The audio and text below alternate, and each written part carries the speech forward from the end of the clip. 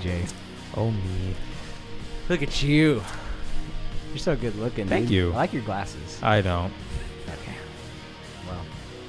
Okay. Hello. Let's see. Hi. Are we just starting this now? Yeah. Just jump in. Let's just jump into this. Just jump in. Hello, everyone, and welcome. Oh, you're jumping in like that. Oh, All right. wait. How are we? Okay. I didn't think you were going to, jump in something. Yeah, let's go. Hey, everyone. Welcome to the Overleveled Podcast. Woo!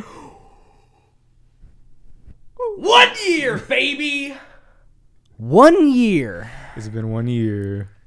This has been 1 year of the Overleveled Podcast. And hello, everyone. If you're watching on YouTube, me and DJ are next to each other. Hello, there's a camera there. There's a camera there.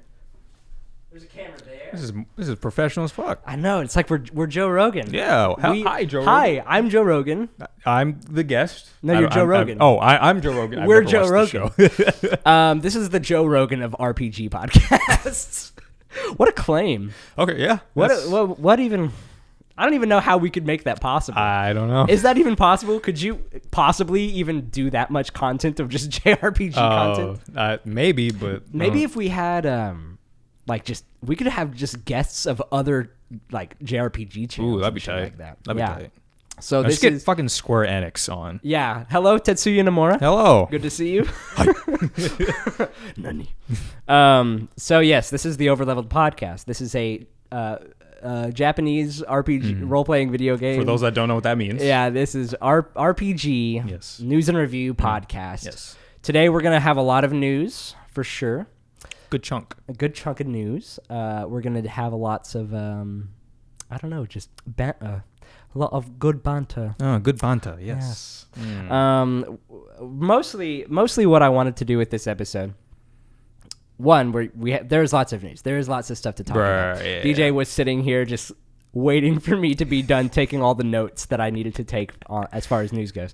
But then, yeah, other than that, because this is our 1 year anniversary, we are doing this in person. This is kind of a new... this is the first time we're doing it in person. Yeah, and for all of you people who are there just like, where's DJ's camera? Hello, hi, I'm here now. Yeah, he is black. He is black. This is not just something that we've said once or twice. Yes, confirmation. If you couldn't tell from the icon that I used. Check the melanin, boys. Boom, it's right there. So we're hanging out. Yeah, I don't know. Now that we're just starting, this is such an interesting vibe. Yeah, no, it's different. Yeah, I mean, I like it, but I also hate it. Why do you hate it? I don't know. Because they can see me slouch in this camera, true. at least. Yeah, it definitely feels more awkward. So, I feel like I gotta entertain the camera. Yeah. Well, I mean, DJ. Yeah. I guess we can kind of start talking a little bit. I mean, we've talked about this before. Me and you have ran a video game Let's Play channel. Oh, yeah. For many years. Yeah. Audio only, for the most part. Right. Plenty of visual humor. Yeah. For just us. DJ has on multiple occasions, just about every episode, I want to say, just thrown in some visual gags that are not being recorded in the slightest. Yeah.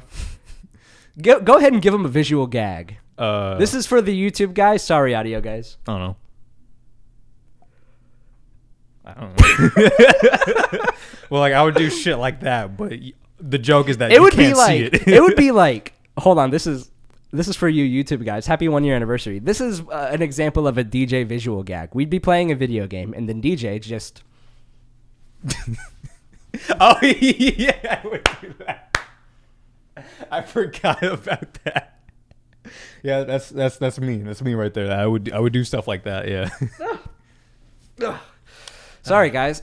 Audio listeners, I turned my asshole inside out. Yeah, for those that didn't see, I completely just inverted my whole body into a black hole. you only see that if you watch the YouTube version. Yeah. So, hello everyone, and welcome to the Overleveled Podcast. Let's go ahead and first and foremost, before we jump into the news, I want to do some question of the week stuff. Oh, okay. Yeah, well, that's the thing we do. That is a thing we do. If you don't know what question of the week is, also, by the way, we have two nice cameras set up, and then we have my webcam set up. Odds are the cameras will die at some point or stop recording or something like that. And then if that's the case, we have this the visual of the webcam, less high quality version. That'll be what y'all see. But anyways, Discord. Let's go Hop on in. Go to Discord. Okay. What Discord I got to say? Discord, let's see.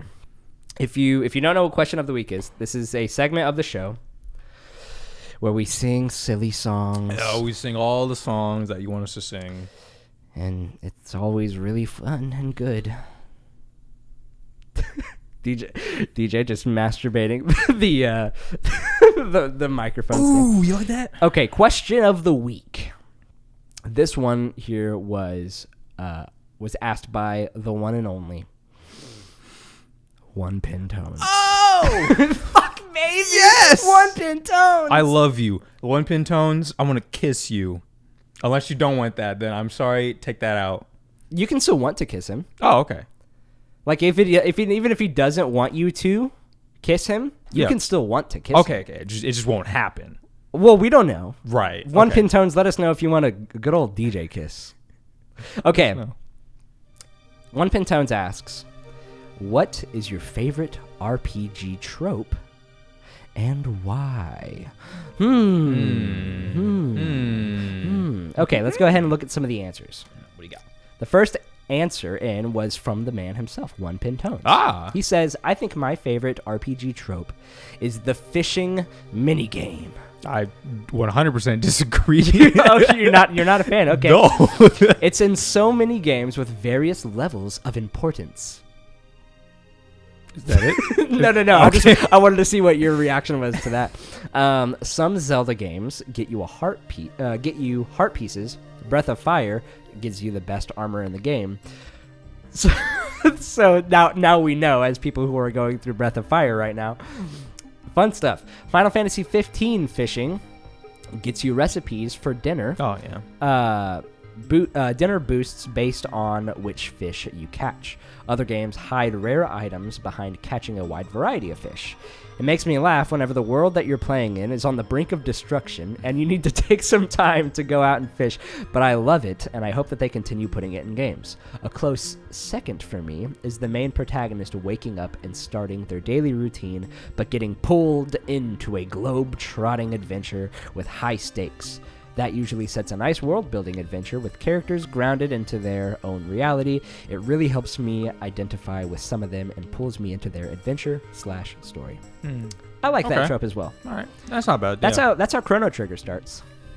Oh yeah. It just kind of gives you some shots of the island or whatever that you're on, and then your mom's like, "Hey, fuckhead, go to the fair." Mom, first off, what the fuck? go ride some carnival rides, Chrono. All right, Mom. Also, I hate you. That's why I named you Chrono. That's why I gave you that lame ass name. Okay. Any other thoughts on that fishing mini game? I know. I don't mind fishing. It's just I more hate it just because like. Also talking about Videoverse, whenever me and Cole would play games, and there's a fishing mini game, like Nier Automata, for example, has fishing in it. Cole would spend so long doing the fishy mini game. I'm just like, can we please do something else? Has there been any like? Can you think of a single game that has like a fishing mechanic that you really enjoy? Not really. I mean, like Pro Bass Fishing 2009 for the Wii. I mean, I don't mind fishing mini games, but I'm just like, ooh, I need a fish. Yeah. And I'm glad that like a lot of games don't force it, which is nice. I mean, I guess out of all the games that I played that I can remember, because the ones that I remember playing were like Manakahemia, you have to fish in order to like make certain synthesize different armors and stuff like that. Final Fantasy 15, which out of all the characters, I hardly ever fished. Yeah. Final Fantasy 15. I leveled up all of their like character stats, like trait stats or whatever, except for Noctis. I did not touch Noctis at all. I got excellent photography, excellent like terrain and cooking and stuff, but then like level 2 fishing. Like, I tried it twice. And Nier Automata has fishing. That one's fine and it's very chill. And Fire Emblem has fishing, which is a lot simpler. It's just press the A button, you're good. I mean, they're fine, but not really something I look forward to. Yeah. Even Nier Replicant, or like the first Nier game, has fishing as well. It's not too bad. I think it gives you... Other than some story details, I think it gives you some like a really powerful weapon. Maybe. I just remembered that there is also fishing in the first Nier game, and I hated that so much. Yeah. There was like a story mode mission where you did have to fish, and me and Cole went to the wrong fishing spot, not knowing, and we just spent like a good 20-30 minutes trying to do shit. Then we realized we weren't supposed to be here. It was annoying as well. Wow. Yeah. Okay. Well, fuck fishing also, games. He mentions in Zelda you can find heart pieces like that. That's my least favorite thing about Zelda, is that they lock the heart piece behind fishing. That's dumb. But yeah. Anyways, good opinion. Good opinion. Okay, Tyler Rims. He says, my favorite RPG trope is simple. Killing God. or just a god. Okay. Doesn't matter where your journey starts. You could be a farmer who's grown radishes all his life for convenience, or a convenience store worker who wound up in a wacky situation. As long as you kill God, I'm happy. I'm still waiting to power wash God in I'm still waiting to power wash God in Power Wash Simulator. Oh, hell yeah. Also, great game. I love Power Wash Simulator. Probably one of the more satisfying games. You ever watch like an ad for a mobile game and it's just designed to look like, ooh, that looks satisfying. Yeah. That's what Power Washing Simulator is, but it's not like bullshit. Oh, okay. It's just actual. Yeah. Okay. It's published by Square Enix too. It came out. There's like no story to it other than you just own a power washing company. So good. That's tight. Yeah. Hope you can kill God in that game. Hopefully. Kefka just at the very end. What? So, yeah, killing God. That happens in a lot of games. Yeah. Definitely, like we said, Kefka, Final Fantasy VI. Yeah. That's pretty much. Yeah. You just kill God. Spoiler alert for Final Fantasy VI. Final boss 9? is God. Is 9 God, or is he just like 9? something? Yeah, 9 too. Yeah. Not 10. Chaos and Kingdom Hearts 1. Final Fantasy 1. Oh yeah. That's God. basically God. In Final Fantasy 13-3, you also kill God. I never played the game, but I know that's the final boss. Oh, in Lightning Returns. Yeah. Yeah. Just a lot of JRPGs. They just love killing God. Yeah, especially Square Enix. Yeah, they really love killing God. Or Squaresoft back in the day for sure. DJ, I want to play a game where like you're actually like you are a convenience store clerk, and then you're just like, all right, manager says I gotta go kill God, so I'm gonna do that real fast. I mean, that's because you have to kind of take into account like Final Fantasy VI, for instance.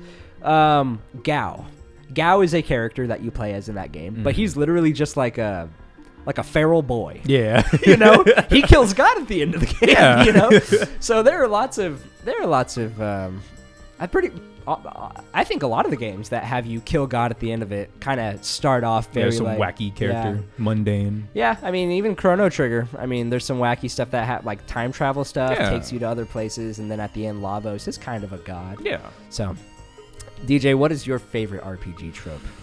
I don't know, it's hard to think. I never thought about my favorite. I'm more thinking like the ones that I dislike more often, because the ones that I dislike are whenever the characters are orphans or have amnesia. Yeah. Just because like it happens so many times. Yeah. And I played like 3 games in a row that had them be orphans. I'm like, awesome. Yeah. Cool. I love not having parents. Yeah. Great. But I guess if I had to choose like a favorite, probably just the whole fantasy setting in general. Like that's probably one of the main reasons why I love JRPGs is just the fantasy setting and stuff like that. Is it like the sci-fi aspect of it, or is it the more kind of like medieval? I love them, but I do like the contrast of like you're a medieval setting and then like all of a sudden there's sci-fi elements. That's really cool. Yeah, I appreciate that. I guess also too like just the trope. It's not really a trope with JRPGs in general, but just anthology series in general. A lot of JRPGs have that, and I don't know what it is about it. I just love anthology series where like each game doesn't necessarily follow individually, but I just like the thing of like you play one game, you have this own set of characters and a plot. Then you play another game, it's like a lot of things similar, but you know, different characters, different plot, but same gameplay and elements and stuff like that is really cool. Yeah, like the Final Fantasy series will pretty much always, like since it's been established, will always have like a chocobo. Yeah. Not because they take place on the same planet or anything, but this because Final Fantasy's got chocobos. Yeah, It's exactly. got Moogles. The currency is Gil, you know. It always just kind of feels like it belongs in the same universe, even if it doesn't technically. I guess too, I also really like the whole idea of leveling up, you know, your character like slowly gets stronger and stronger. It's kind of nice to like think back, like, I'm this level 1 little dweeb who struggles to kill a goblin, and now you're fucking... then you kill God. Yeah, then you kill God. Yeah, easy. Yeah. I think, for me, I agree with everything you said. I think probably my favorite trope is whenever a game starts and you have like a best friend in the beginning. Mm-hmm. And then maybe at some point in the game, the best friend kind of like, I don't know, whatever happens. Like, take a game like Final Fantasy Tactics, for instance. Mm-hmm. In the beginning of the game, like, you play those prologue chapters. And, you know, Delita and Ramza are like best friends. Yeah. But that first mission that you play, like, you're going against each other. Mm-hmm. So a lot of the beginning of the game is like, ooh, like, how did their friendship crumble? Yeah. And then the main antagonist turns out to be the person who, like, you grew up with and stuff. Just kind of that, like having a strong friendship bond with someone, and then having that kind of be broken by something. And whether or not they come back together as friends in the end doesn't really matter. I just kind of like the tension and, like, the separating of, like, a strong relationship. Yeah. I guess true. I do like that. Another one that I just remember is, like, the whole... Not everyone has this, but like any game that has battling, raising, and training monsters, I eat that shit up. Yeah. I remember Final Fantasy Tactics Advance sort of has it to where like you can get this one job class called like a morpher, to where like they can morph into any monster that you capture, which is really cool and gives you an incentive to like capture all these different monsters. But it's kind of lame too, because like they can only be as strong as the monster that you catch, so like that monster can't get any stronger. Yeah. Which is kind of dumb. But, you know, Pokemon, like, I love Pokemon mainly because you battle, raise, and train all these creatures and stuff like that. That's also why I sort of like Yu-Gi-Oh! Too, because it's sort of similar. Gotcha. So I like a lot of that stuff too. Yeah, monster raising stuff, catching, all that. That's, yeah, and I like whenever it comes up in places that, even if that's not the main gameplay loop, Octopath Traveler, for instance, you play as 8 characters and all of them kind of have their unique play style, even though it's all turn-based. There's one character, her name is Hannet, and her special ability is whenever you go out into the world, you can catch up to like 5 monsters at a time and use them a certain amount of times until you have to like catch it again or whatever. And you use their abilities, and the higher level ones they are, you know, the stronger they are. Good shit. Right. I guess now I think about it too, like sort of that aspect of like having a mini game within a game is also really cool too. Mini games, yeah. That's definitely an RPG trope. I definitely enjoy those. Like with Chrono Trigger, how they have like the thing where you can like, you know, battle and raise and train monsters besides like the main quest, or like whenever they have in Final Fantasy with the triple triad and stuff like that. Yeah. Like, you don't need to do it, but it's cool. Yeah, I think it really just depends on kind of what the trope is, because or what the mini game is. Yeah. Like snowboarding in Final Fantasy VII, dog shit. I hate that. Not a fan. Not a fan. No. The racing portion of Chrono Trigger, wasn't a huge fan of that either. I mean, right. You know, just like it depends on what it is for me. Like if it's a card game that could potentially have its own rules, you know. I think my daughter is trying to break her way in here. I'm gonna lock this door. Hold on. I'll be right back.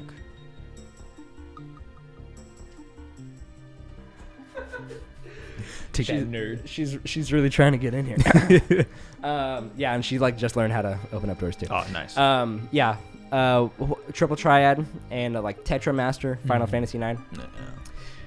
Those are games that could easily be turned into actual games. Those are mini games that can go outside of the game itself and could be made their own thing. Like, actually, that was like the thing with Witcher 3. Yeah, Gwent. Like, I was going to say Gwent. I played way more of Gwent than I did Witcher 3. Yeah, I still haven't. I just haven't played The Witcher 3 because the books take place before. Right. So I'm reading the books or listening to them at work and stuff. But yeah, honestly, I probably should do that because I didn't really 100% understand what's going on. I will. Okay. Not to get too off topic, the very first Witcher book, I do have a copy of it. You're welcome to borrow it or to listen to it whenever. Fantastic book. Okay. It's very short. It's just full of short stories too. So you could read a whole couple of pages or whatever, and that's a whole story, and it's fucking awesome. One of my favorite books ever, actually. The very first Witcher book. Okay. Anyways, yeah, Gwent. So, One Pintones, thank you so much. Thank you, One Pintones. Yeah, for that question. Let's see. Should we decide a new question of the week right now? Nobody came in with a suggestion, I don't think. No. No? Nobody Awesome. did. Okay. Ooh. What? Oh, yeah, go ahead. I was going to say maybe we could make it like an Overleveled 1 year anniversary type of question. Like favorite thing that you heard. I don't know. Favorite memory of the show. I don't know. Or it doesn't have to be that. See, I mean, that's good, but I'm mainly thinking that's probably not a good idea just because, like, I don't know if we'd get any responses for that. Sure. And I mean, we might get like one or two. I know Tyler, he told me that every single day he thinks about the time that I ordered a pizza and waited 4 hours for it to finally come, and it was the wrong pizza. I mean, I guess we could do both. We could do, like, both that and something else, too. Okay, what was the one that you were going to say? Well, I was going to say, like, what's like, the most BS moment in a JRPG that you've come across? Like, either, like, gameplay-wise or story-wise, they're just like, this is bullshit. Sure. Yeah, like, just a moment that happened in an RPG.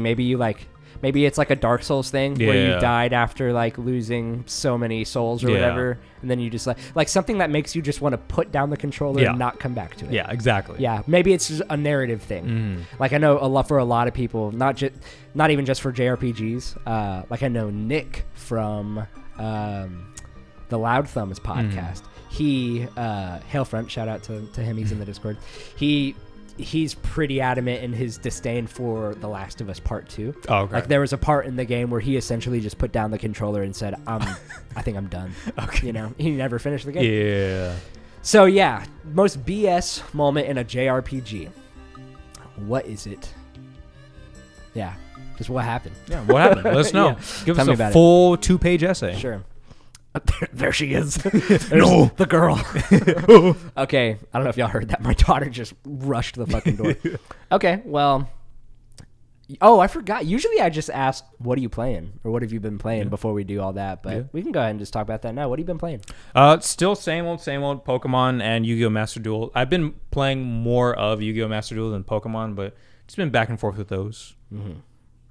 Have you beat Pokemon yet or no? No, I'm close though. I'm like near the end game where you get to the portion where like you start catching the legendaries and stuff like that. I'm about there. I'm pretty close. Have you caught any legendaries? Not yet. But I'm close. Has Brandon beat the game? He's further than me. He's caught a legendary. Okay. Yeah, a little bit nice. further. Yeah. Nice. So Cool. I'm glad that he's actually really enjoying it though. Is there a ranking system in the Yu-Gi-Oh game? Like, yes, because that game is more for competitive players and stuff like that, which. Fuck, that game fucks me up every time I play competitive. Yeah, like I was actually playing it last night, and like this dude killed me in like 3 turns, and like I played 1 card, then ended my turn, and then he played like half his deck, and then just beat me. I'm like, awesome. Man, forgot how fucking ridiculous competitive Yu-Gi-Oh is. It is crazy. Yeah, but just casual, it's pretty fun. Like I enjoyed it a lot. Like anytime there's a match where it's like you guys are both back and forth, like it's so much fun, and like I actually get to think and like can do stuff and stuff like that versus someone who just like basically their entire deck is like, fuck you, you're not gonna play. Yeah, I just think back to the time that I played with y'all. I'm just not good at Yu-Gi-Oh at all. Oh, that's fun. That was the whole point of the tournament. Sure. Look at these fucking losers. They don't know what they're doing. Exactly. I'm just gonna wipe their asses, or wipe the. I'm gonna wipe their asses. There you go. Yeah. You're welcome. Nice and clean. Yeah, Yu-Gi-Oh is cool. I feel like that's a game that I probably would play if I was more versed in the anime itself. Okay. That's like with some card games, I'm more like, what's this based on? Like, what? Yeah. Is there something I should kind of know, even if it's not necessary to know the story of Yu-Gi-Oh to enjoy playing the game? I'm just someone who's like, I think I would. That's fair. I mean, probably when I think about, because I mean, me for instance, I definitely grew up with the anime first before playing the card game. Yeah. That's what got me more interested in it. And now that I think about it, if like I never saw Yu-Gi-Oh first before playing the card game, probably wouldn't be nearly as interested. Sure. Now that I think about it, because I do know that there are some people who like don't care about the anime and like only care about like the competitive side of Yu-Gi-Oh, which like it's fun, but I don't know. Like I don't. slightly off topic, but like Yu-Gi-Oh is very just. It's very like super over the top. Just these kids playing card games, like it's great. Well, that camera stopped. Awesome. Awesome. Well, now we're just dealing with this Hey. one. Hi, I'm Blurry. Hi, what's up? But yeah, I don't know. I guess I just like it because it's just super over the top kids playing card games and stuff like that. And I'm working on a Yu-Gi-Oh video, which that will come out eventually. But yeah, I don't know. Yu-Gi-Oh's great. I would highly recommend it, but I also understand why nobody would be interested in it. It's very just hard to get in. Well, it's not that hard. Card but games are just intimidating. Yeah. You know, Yeah. because they have so many rules. They require a lot of knowing what you're buying, you know, but at the same time, there's a lot of randomness that comes with buying cards. That's true. Deck building is a whole other sort of strategy. Oh, yeah. Card games are just, they're It's a tough. lot. You got to be committed to it. Yeah, definitely. They're an investment. What about you, Gavin? What have you been playing? So I finished Octopath Traveler. Ooh. Thank you, everyone. Yeah. Yeah. I mentioned playing Octopath Traveler, I think, in our very first episode of the Overleveled podcast. And I think since then, I think whenever I was talking about it at that point, I was about 35 hours in. And now I've beat the game at 85 hours. Oh, shit. Okay. So just... It's kind of at that time that I was talking about it, it was a little bit of me just kind of toying around with it, just like grinding a lot and stuff. But then I realized, oh shit, all of my characters, because they all have story missions. But if you want to go do a story mission, it tells you what the recommended level for that character should be if you want to tackle that story. Yeah. So I realized, wow, all of my characters are at the point where they're at a more higher level than like the final boss of their story. So I was like, you know what, fuck it, I'm just gonna beeline the story now that I've just been playing it like crazy. Yeah. And honestly, I think a lot of the time that I spent playing the game recently has just been like watching cutscenes and stuff. Especially if you're just beelining through the story, which honestly, depending on what you like in a game, like if you don't really mind just like a lot of dialogue, just reading a lot of text. Thankfully, you don't have to read all of it. Okay. Because there is voice acting. Yeah. But I'm just going to say a lot of my portion, once I just started going through everyone's story, it kind of became a little tough for me to want to continue playing it because I just started noticing all of the things that they would repeat over and over again. Each character is like the same format. It's like you start a chapter, like you choose a character, cool. A cutscene plays, you explore the town a little bit. Oh, it's like a bunch of tutorial stuff. And then it's like, oh, dungeon. Cool. You go back to the town. Here's a reward. Where are you going to go next? Okay, we'll see you over there. And then that's the end of that like chapter. Yeah. Each character has 4 chapters. The next thing, it's like, oh, you arrive at the next area. You search the town. You talk to people. You go to a dungeon. You beat the boss. You go back to the village. Cool. Where are you going next? And it's just the same thing over. Right. But not for every single character. It's very interesting. I kind of want to do like a full review of this game because some of them are really fucking cool. And I wish that all of them had like a different type of like variety to them. Yeah. So anyways, I just beat Octopath Traveler. Nice. And overall, I really liked the game. I think it was very fun. Like the gameplay was good. Yeah. It's just like whenever you're just beelining the story, that's whenever you notice the structure of each character's story is just so similar. But the gameplay itself, the combat and the music, all of that was fucking awesome. Hell yeah. So, what's your rating? Like out of 10? Sure. I want to give Octopath Traveler like a 7.9. You hear that, developers?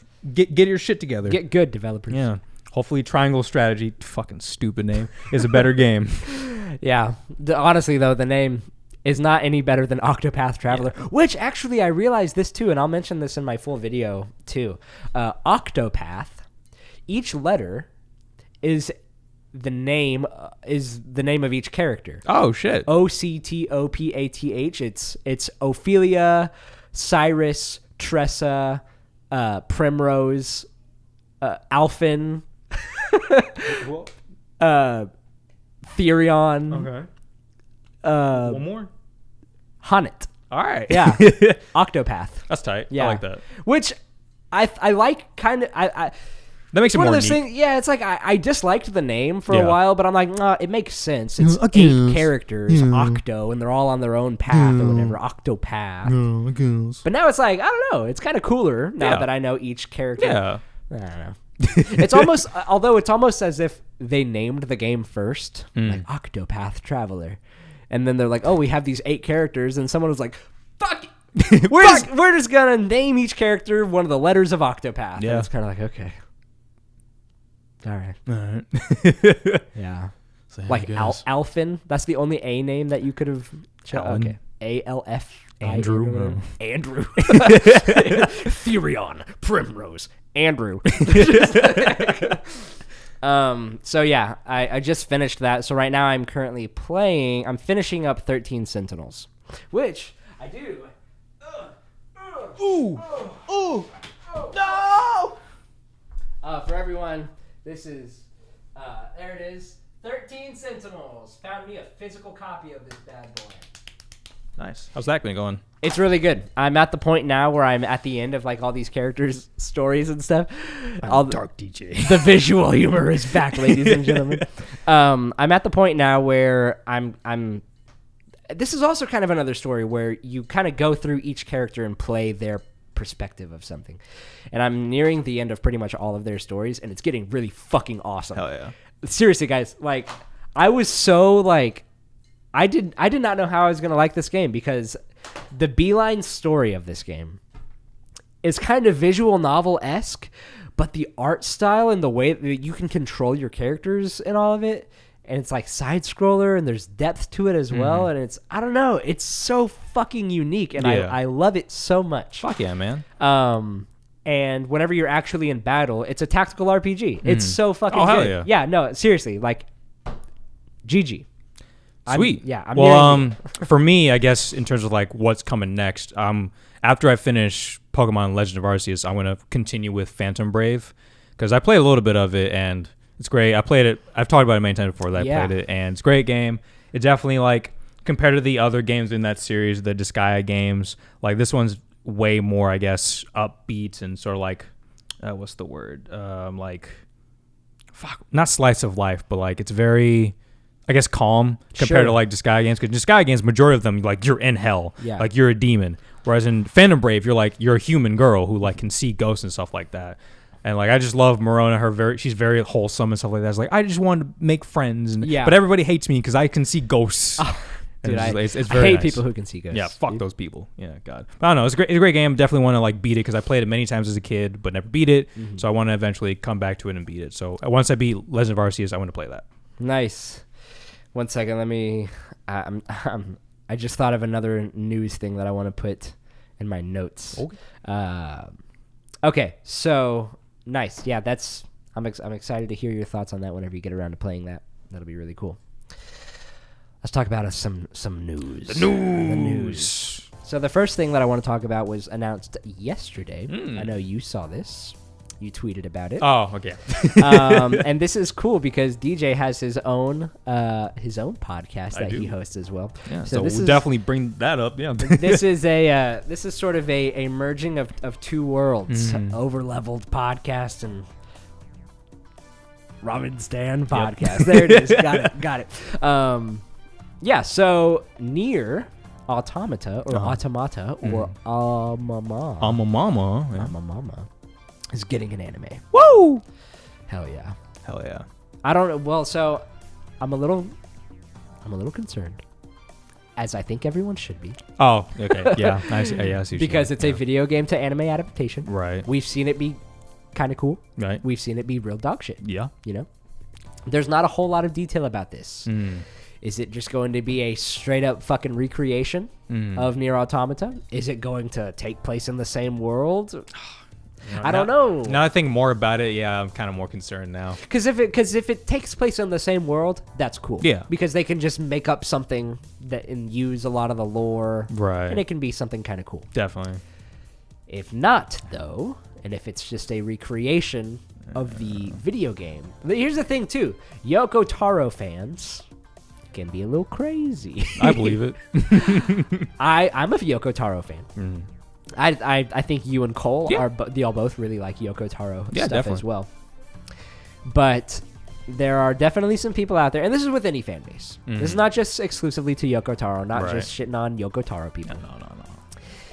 There's going to be a lot of people out there who are going to say, well, you didn't do it this way, and in the Right. video game it happened like this. In the video game, there's a chest right there. What the fuck? Yeah, why didn't she open the chest? It was right fucking there. Where's the fishing minigame? So, anyways, I don't know. Do you have any other thoughts on kind of a... I guess now I think about more about it. It's like, I guess it depends on. I really hope it's not like, because I could imagine it's like, it's not none of the actual characters. They focus more on like some of the side characters, like their perspective of it. I could totally see some bullshit like that. I guess also too, like, depends on, you know, the animation too, like how good that looks. Yeah. Just gotta know what sort of studio it is, and then I sort of can kind of have an idea of. Dude, what if it's straight up like the Demon Slayer team? If Ufotable made it, holy shit, that's gonna be great. Oh, you think Square's gonna be that just frivolent with their cash? Oh, hell no. No, they're gonna pay. They're gonna give it to fucking Toei Animation. Yeah, it's gonna be real dog shit. It's probably gonna. Honestly, it's probably gonna be the same team who did like The World Ends with You. Oh yeah, I can see that. Yeah, because I always hear like, I heard the Persona 5 anime was kind of bad.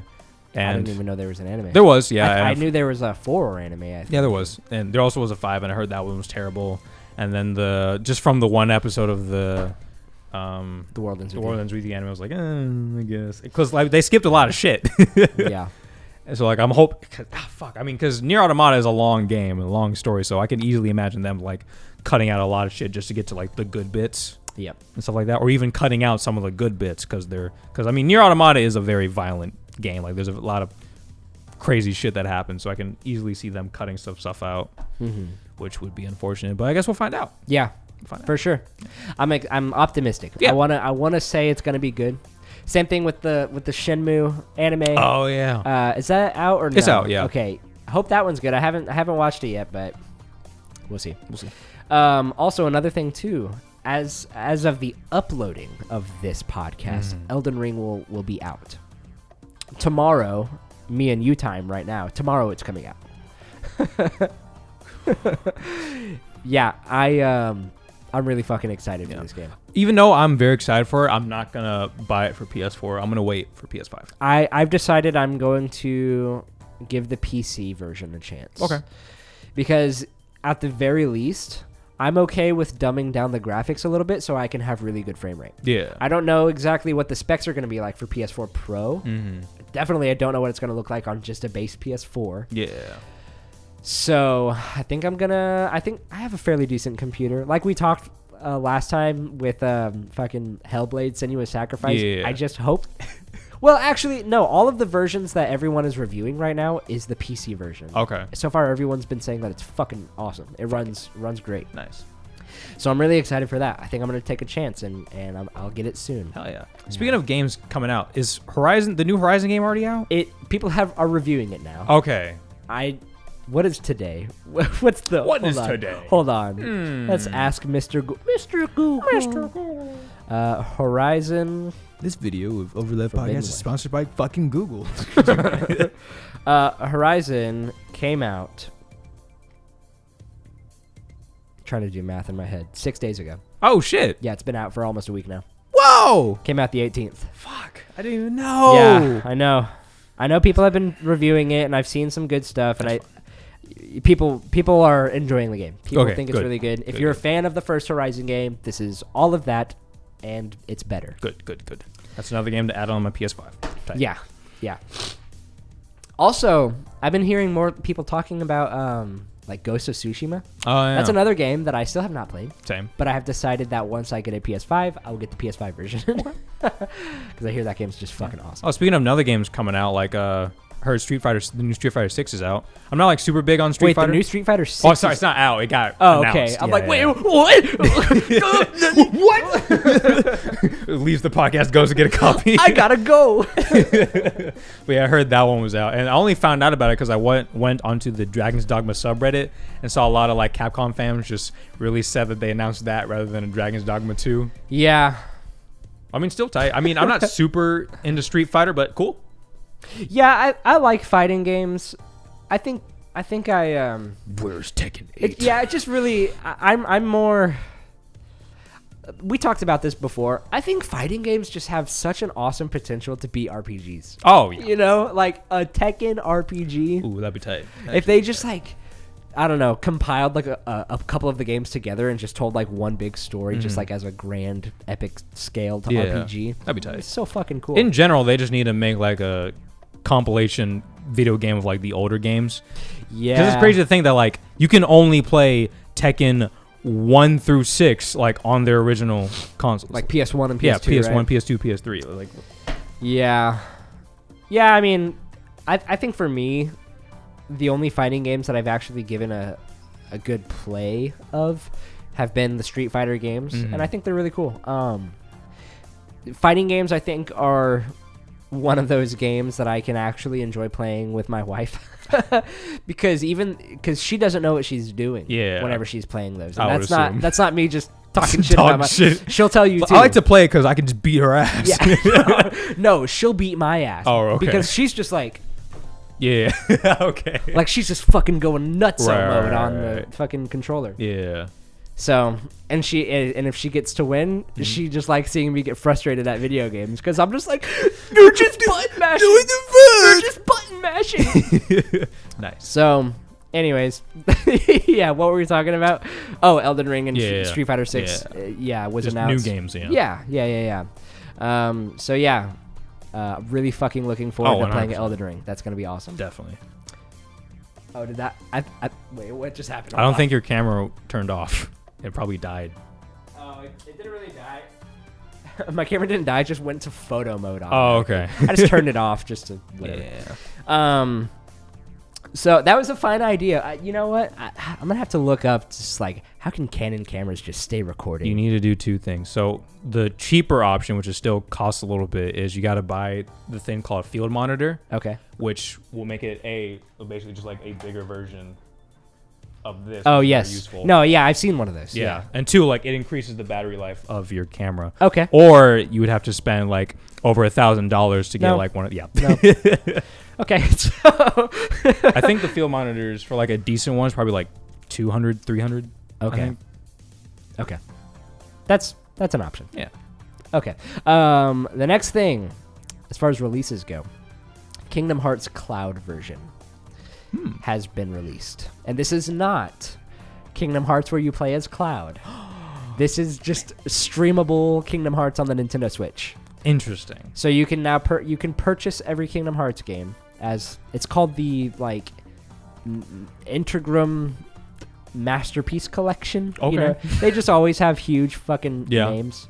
So yeah, that came out, and because it's a cloud version and you need good Wi-Fi in order to actually be able to run it well, people are not happy with this. Yeah, I believe it. And I think understandably so, because at this point it's like Kingdom Hearts 1 came out on the PlayStation 2. Right. And like a lot of them are like PSP, PS2, like 3DS graphics. Yeah. The only Kingdom Hearts games that are in this collection that might be a little bit pushing the power are Kingdom Hearts 3 and Kingdom Hearts 0.2, where you play as Aqua. Yeah. Yeah, I mean, it's just like, why are these games cloud? Why can't you just fucking put them on the... Do you just not want to change the button prompts from like X to B or A or whatever? It's too much work. Yeah, I don't know. I haven't played it yet. I know the demo is available and you can play the game for like 3 hours or something like that before it stops. But yeah, if you have already played Kingdom Hearts, don't buy this version. I think it's sending it... by buying it, you're sending a message to Square that it's like... it's profitable for them to be putting them to cloud, which I don't do it. Yeah, don't do it.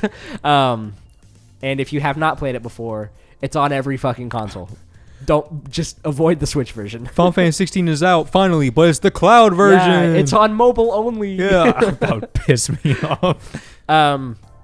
Also, just on other Square stuff, Final Fantasy 14 news has arrived. The director of the game, Yoshi P, he has he has kind of laid out a roadmap for where the rest of the series is going to go. Okay. There's a lot of details, but two things that people are really pumped for are it's getting a huge graphical overhaul. Oh. Like from the very beginning of the game to where it is now. It's getting a complete graphics like change. And they have some, I'll pull them up for you right now, but I don't want to. So it's really significant. Mm-hmm. They're going for a more detailed texture, kind of a little bit more realistic look to it. Interesting. Like it'll still have the same artistic aspect to all of it, where it's very vibrant, especially in the not DLCs, what are they, expansions? Yeah. But they're going for that more photorealistic kind of like look as far as like skin texture goes and hair and lighting and stuff and shadows. It's all it's definitely going to be a big difference. The other thing, they are implementing single player mode. Ooh, okay. Now it's not entirely like single play. Like it wouldn't be, you would, if you had the game, you would still have to pay monthly for it because it's still an MMO. Yeah. But all of the dungeons that are like story, like significant, like story dungeons and all that stuff, all of that can be played totally single player now. Okay. And they'll give you NPCs that are a part of the story to go in with you inside the dungeon. Yeah. So for people who have nobody to play with, there you go. Yeah, or I think for a lot of people, they're just kind of intimidated by. Oh yeah. I'm just playing a game with a bunch of strangers, and I don't want to do that. I get that. Yeah, so that's coming in the future. Well, that's interesting. That just makes me think that like the next time I play Final Fantasy 14, there's gonna be a huge download file. Yes. I'm gonna pause it right here. I'm gonna get some water. Do you want water? Yes, please. Okay. We're hydrated. A little bit. Fans, viewers, we are hydrated. You can stop worrying now. Yeah. Prayers have been answered. Okay. Oh, and since we were talking about Octopath Traveler 2, this is another cool thing. There is a prequel video game to Octopath Traveler that has been in Japan for like 2 years. Well, like only. It's called Octopath Traveler Champions of the Continent. This is a mobile video game. And it has some gacha mechanics. It's free to play, but it's completely just single player, like a story-driven RPG. Yeah. That takes place like 3 years before Octopath Traveler. Okay. And it is a full game, and you can pre-register for the English version right now on your phone. And hopefully this will come to like Nintendo Switch or something. Let me tell you. Get on it, gamers. Get on it. So, yeah, Octopath Traveler. I'm thankful. This is something... guys... You ever have those moments where you're like, I swear the world is just like paying attention to me right now? Not to sound super like egomaniac, right. But we'll talk about this in a little bit too. But like for instance, Octopath Traveler. Just one day out of nowhere, I was like, "Fuck, man, I really wanna play Octopath Traveler." I was playing with it, and then like right before I beat it, I was like looking online just for other Octopath stuff. Yeah. And I have like the official guide, and I'm like kind of getting really interested in the lore. And then I'm reading up about the mobile version that's only out in Japan. And then I'm like looking at YouTube videos of people who have like completely translated a lot of the story stuff. I'm like, this is really cool. And then boom, the next day they're like, hey, it's coming to America. And I'm like, they're listening to me. They talk to me. They care about what I want. Just me. So, that's tight. Yeah, that's coming out pretty soon. I think they say like if you pre-register for it right now, you can play the beta or whatever that's coming out like in the springtime. So keep an eye out for that, guys. Speaking of just kind of that like HD 2D kind of thing, they recently put out a new demo for Triangle Strategy. Which is really cool because it's the first 3 chapters of the video game. And once you buy the game, all of your save data transfers over. Oh, nice. So you literally just get the first part of the game for totally free. Yeah. So if this is a game that you're interested in, or maybe you want to see if you're interested in it, there's no fucking reason not to buy the demo or download the demo. Yeah. I'll definitely try it out. Yeah, and it's literally just like Final Fantasy Tactics. Right. It's so good. Yes. It's so fucking good. I think I have some complaints about like dialogue and stuff like that, but I'm still in the very beginning. Right. I got congestion. Got a lot of mucus. Good. Anybody like that? We got these Shure SM7B mucus. Get the noises. high quality mucus. You get the highest quality mucus here on the Overleveled Podcast. Let's Just for you. Yeah. That's me drinking water. We just lost 20 subscribers with that one. All right. Oh no! Now we're down to 61. Dude, do you ever feel like? Sorry to take a break from news, but do you think that there's kind of a like a curse, like once you get to 70 subscribers, you kind of stop. Oh yeah. For like forever. That's literally what's happening with my channel right now. Yeah, it's like even like with Videoverse, like for such a fucking for like 2 years, we were like at 70, 80 subscribers, and it was just like, what's happening? Yeah. Like, why are we not moving? It seemed like it took no time at all to get to 70 subscribers. And then like after that, it's just like, yeah, in that time between like it's like 70 to 90, it just kind of stays there. It goes up and down. It's kind of like, man, what the fuck? like, what do you want? What do you want from me? I put my butthole in the thumbnail. Yeah, I put my chocolate starfish right there, dude. You said it would work. So yeah, not Octopath. Triangle Strategy demo is out. First 3 chapters of the game. No reason not to play that shit, guys. Go play it. What are you doing? Let us know how you like it. And then on top of just more HD 2D stuff, Final Fantasy VI Pixel Remaster is out.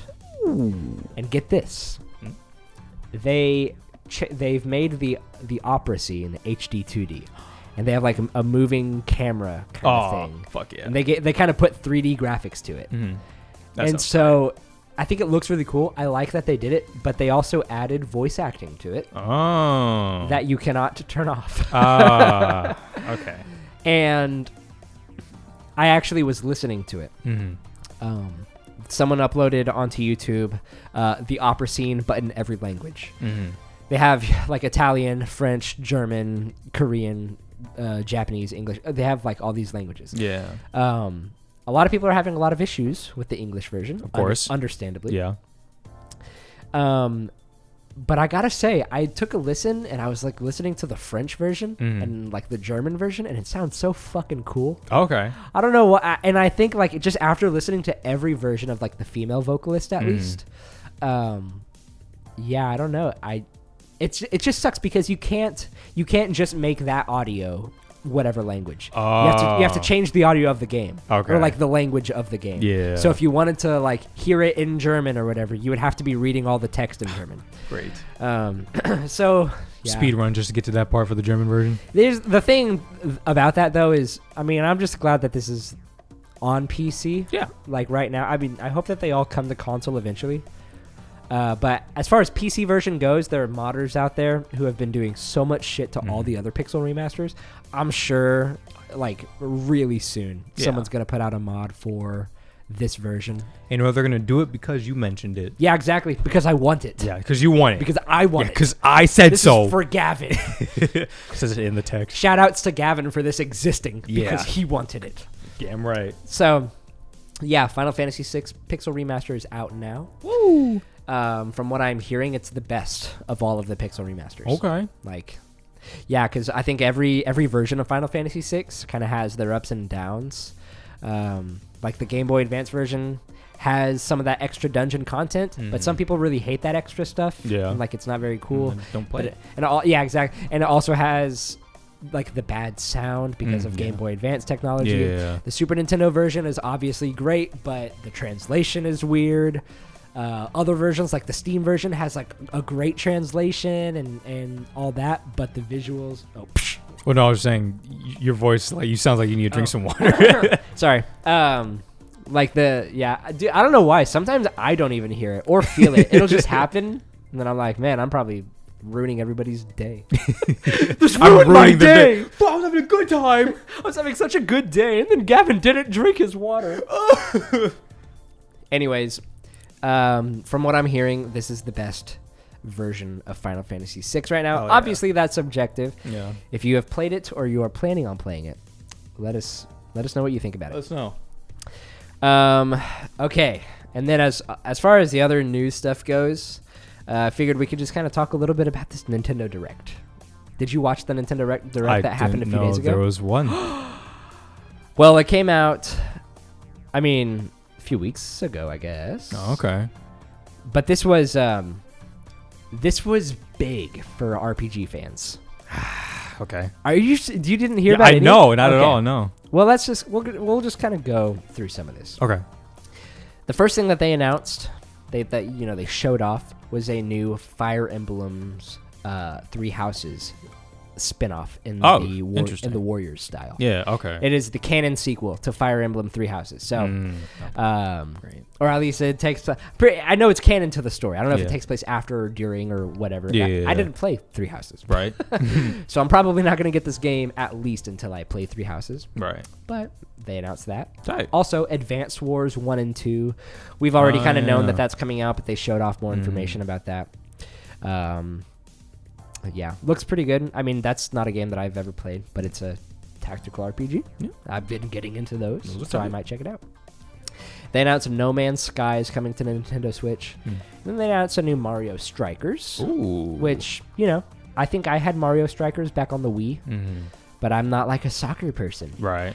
Then again, pretty much every Mario sport game has always been a little bit cooler than than 100%. Normal 100%. sport, so, might check it out. Yeah.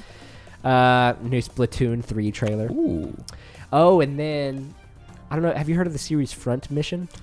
Oh, yeah, I have. Yeah, so Front Mission, the first one, they were Square Enix games. They were actually some of the first games that Yoko Shimomura got to be a composer on. So if you like Kingdom Hearts music and Final Fantasy 15 music, and apparently, they're doing a full remake of 1 and 2. Okay. So those are going to come out, old Square games. I'm super fucking excited for those.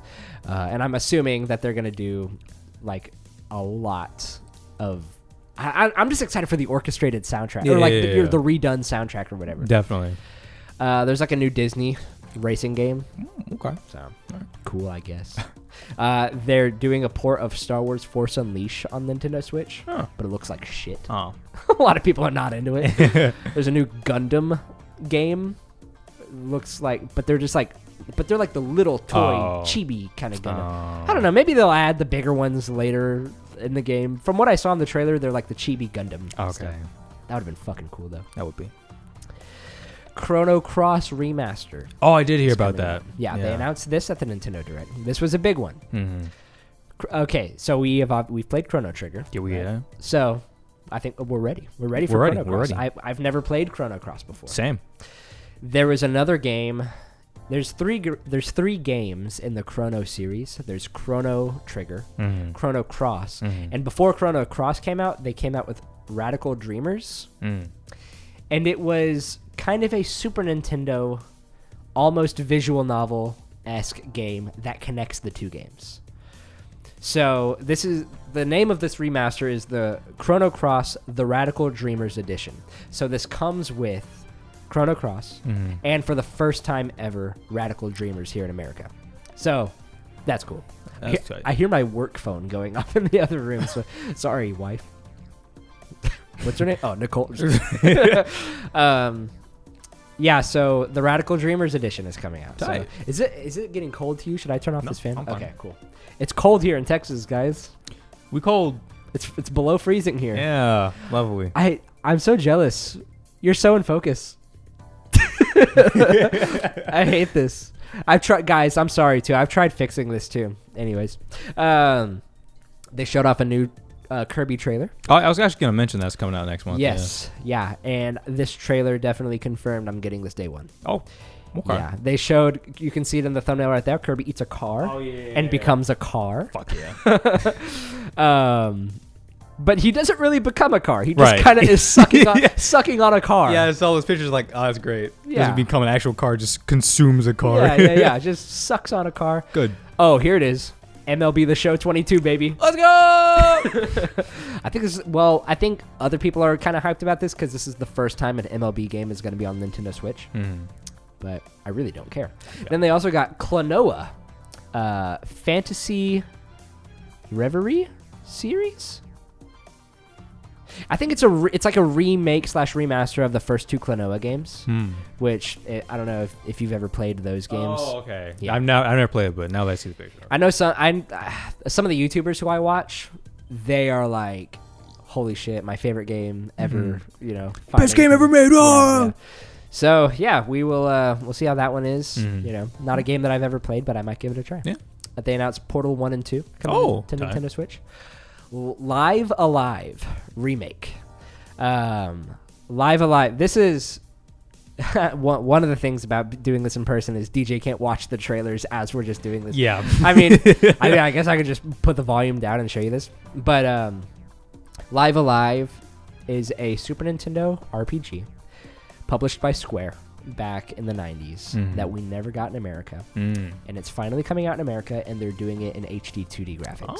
And it looks really fucking good. And so this is another example of this is the world just listening to Gavin and doing what Gavin wants. Here you go, Gavin. Because I started playing Live Alive not too long ago, just out of curiosity, especially whenever I got my Super Nintendo Classic Edition. I figured out how to mod that and put games on there and put ROM hacks and stuff.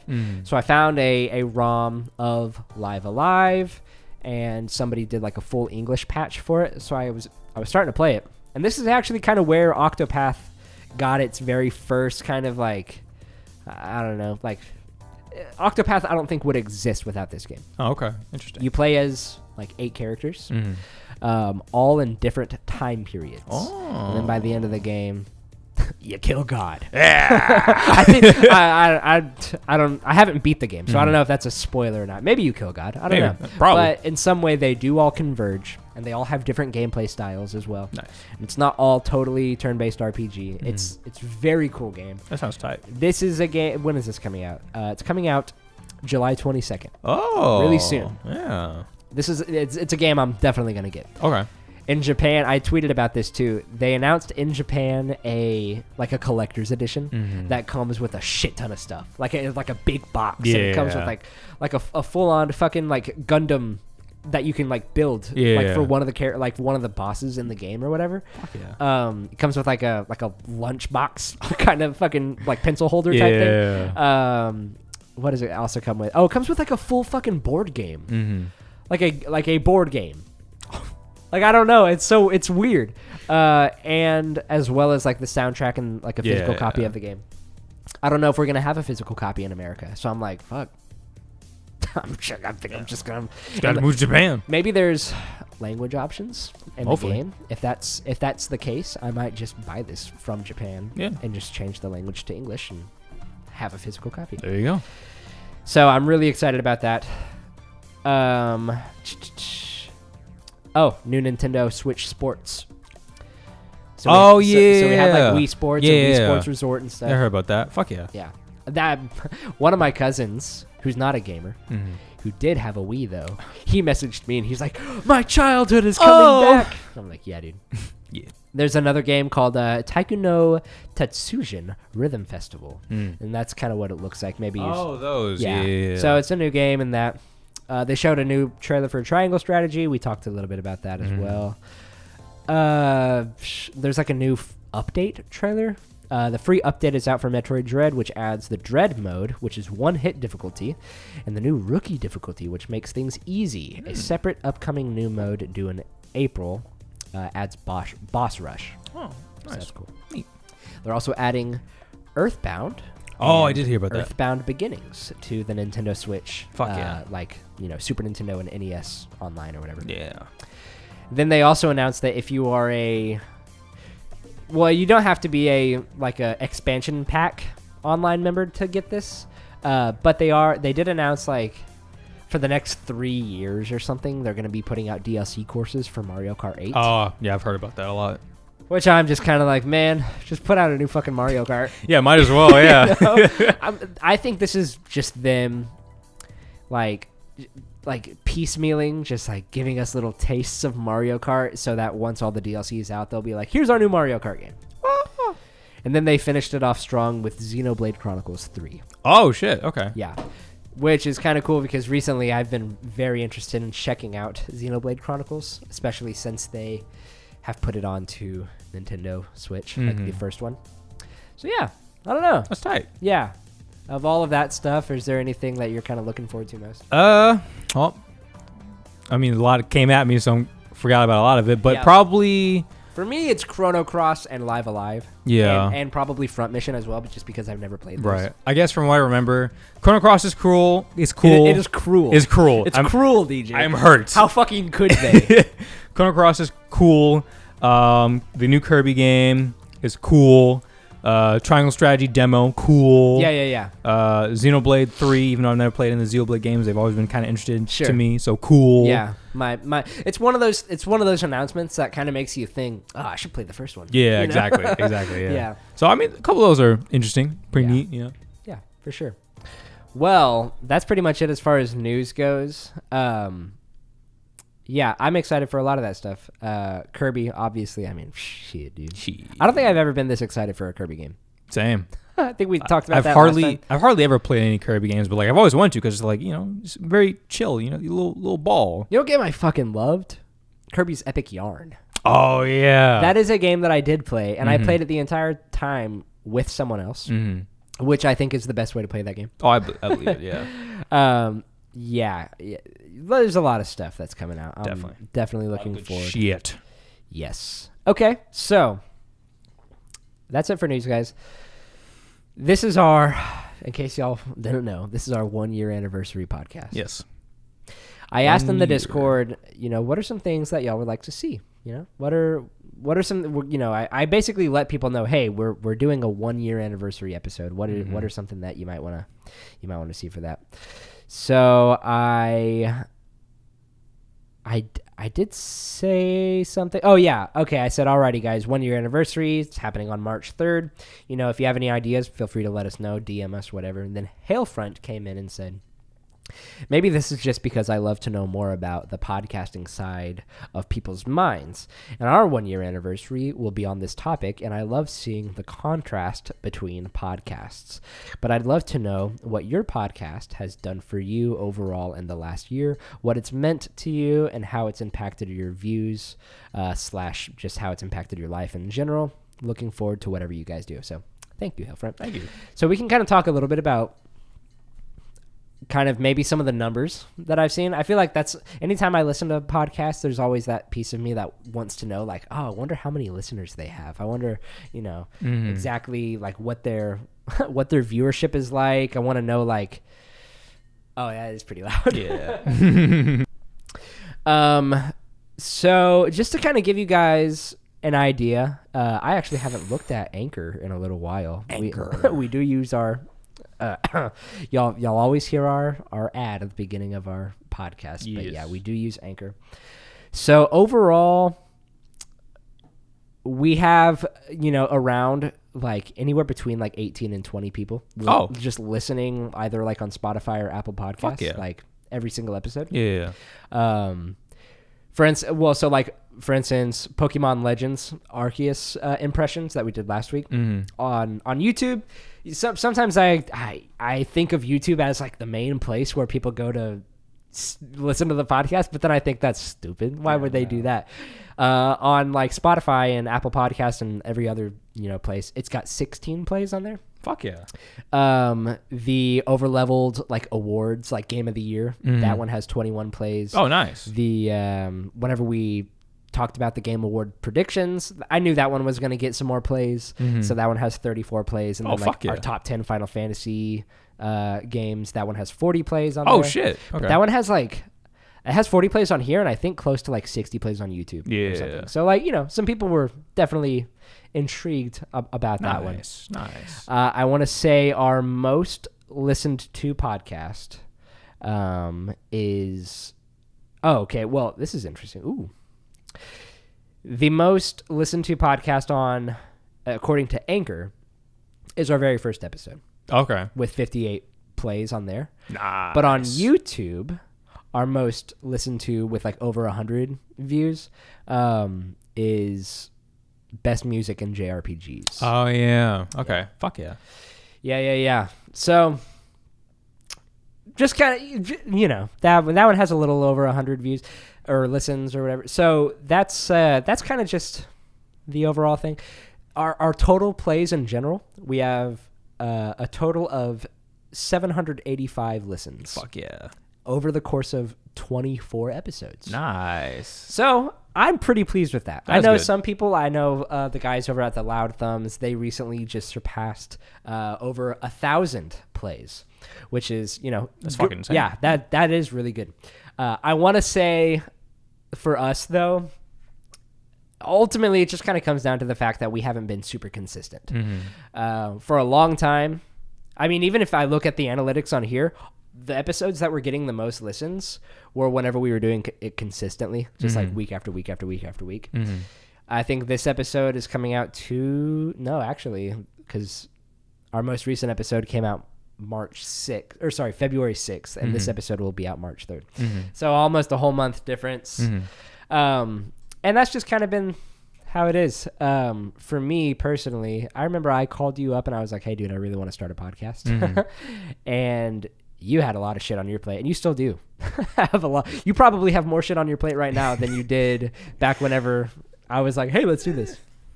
You have more people at least like paying attention to your channel.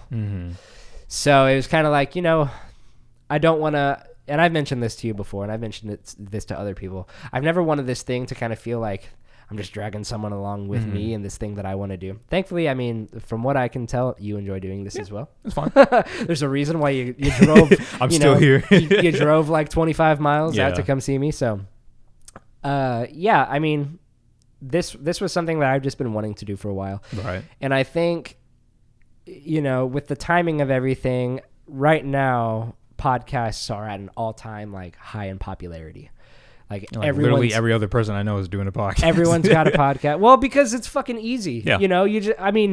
Not to say, not to downplay anybody. Yeah, no, but it's just like if the content that you want to put out is just you having conversation with someone, then do it. Yeah, just film, just record it. There are obviously people out there who are like, no, I only listen to podcasts for people who use like Shure SM7B, which is us. But I think there are plenty of incredibly successful podcasts of people who just hook up a Skype call or a Zoom call or something, and they're using their headphones just talking. Definitely. I just kind of felt like I really love video games. Yeah, same. I don't necessarily have a whole lot of time anymore to play all the video games that I want to play. True. But I'm always keeping up with news and stuff, even if it's not necessarily RPG stuff. I just like, staying up to date in the world of video games. So I was like, you know what? Like, DJ likes that stuff too. Yeah. I'll just ask him if he wants to do that sort of thing with me. Thankfully, DJ has been so gracious enough to be my co-host here on this podcast. Yes, I am here. Yes. Some technical difficulties. Okay. But yeah, this has definitely been probably one of my favorite things to do, just as far as the extracurricular things that I do outside of my job and being a dad. Yeah. Like I like to play video games when I have time to do it. But at the same time, I think me and you both know this about each other. I think we both have a sense of fulfillment when it comes to creating something out of just the things that we like to do. Yeah. We've been on channels together. We've helped each other make videos and all that sort of stuff. So, yeah, I don't know. How has this kind of been for you? I guess, I do enjoy it a lot. It is fun to just, talk about video games, because I don't really get the opportunity to do that with a lot of the people, because people aren't nearly as into video games, and even if they are, they're not really into JRPGs. Like I remember there was one instance where like my roommate Brandon just happened to bring up the fact like, those moments whenever like in a video game like you get all the status ailments and stuff like that. I'm like, oh yeah, like in Final Fantasy with the Malboros, like both Anthony and Brandon just looked at me like, what the fuck are you talking about? I was talking about Minecraft. Like, oh, awesome. Yeah. So it's like I don't really get a whole lot of opportunities to talk about JRPG. So this is nice. I still like a nice outlet. Sort of the same thing with like my anime podcast. Like I don't really get a lot of opportunities to just talk about anime with people. So it's nice to use that as a way to do that and stuff like that. I know it's fun. I'm definitely, way I can say this without coming off mean. Like it's very clear I'm not nearly as invested in this as you are. Sure. And like I'm very glad that like it is doing well though. Yeah. Like even though we have like 80 subs and stuff like that, like it's still doing way better than we probably thought it was going to starting off, which is great. Yeah. It's fucking awesome. So it was very cool. And like, I think it just kind of comes down to the niche of it. yeah. Oh, yeah, 100%. Yeah. Like people who are listening to this podcast are people who go out of their way to try to find podcasts to listen to. Right. That are of this niche, of this genre. I mean, that's not something that necessarily hurts my feelings. Like I know you have other things that you're doing and stuff. I kind of like having as much control as I do. Mm-hmm. Like even if it's stressful sometimes, I kind of like being able to, edit things the way that I want to edit them and just kind of throw everything together. Yeah. And kind of like there are the stressful days where I'm just like, man, like I don't really know what to talk about. And then I think, I wish DJ was thinking of some stuff for this podcast, but I know he's probably not, but that's fine. I think that's probably too where some of the inconsistency comes from, because sometimes I just don't really know what to fucking do. But but if someone else were to like come along and be like, how about this, which is why I like doing question of the week, because it kind of gives us something to talk about. I mean, if it makes you feel any better, that's exactly how it is with my podcast. Like, it's more me doing more of the work of like trying to figure out stuff to do. Yeah. Then Cole and Kai just be like, all right. Yeah. So it's interesting. I don't think that there's necessarily a bad blend between me and you. Like I think whenever we're talking about stuff, I think it's good conversation. Yeah. It's just I mean, for me, I have issue with figuring out how we're gonna do structuring things. Like for me, all I know is I'm just gonna do like I'll have some notes on my phone or pulled up on my computer of like, okay, here's some news stuff that happened. Did you play a game? I don't know. Like, did you play a game? How did you like the game? And then sometimes it's just like, that's fun. It's just like, I feel like our conversation is a little deeper than that. No, they definitely are for the most part. It's just sometimes like, at least definitely on my end, sometimes I'm just like, how can I just stretch my opinion as 20 minutes? Yeah, like what can I talk about? Like there's definitely been some episodes where either one, we'll just cut it short, or two, I'll be like, here's something totally off topic, but I guess something we can kind of talk about. That happens too with my podcast too. Like I'll try to like make the conversation, like, get them to talk about more. They'll just be like, all right, how did you feel, DJ? Explain. Explain. Full detail, please. Yeah. But as far as all that go, I mean, I think we spent enough time kind of talking about that. I just feel like for me personally, having this podcast has been really nice for me because I mean, this is one of those things that I think only parents can really kind of relate to. I mean, of course, maybe if you have other responsibilities as well, you can relate to this as well. But it's like, for me, I'm kind of always on duty. Yeah. Like I go to work, I wake up at like 5 o'clock every morning. Yeah. Monday through Friday, I go to work. I come home, my daughter's screaming. And I'm like, okay. Okay, cool. Thankfully, and then I'm having a baby in less than 2 weeks. So actually, by the time this episode comes out, my baby will be due in 5 days. Whoa! So, but it could be sooner than that. My baby could be born by the time this episode comes out. You don't know. You never know. Needless to say, I've got things on my plate. You do have that take up, because like, not that being a dad is not fulfilling in any way.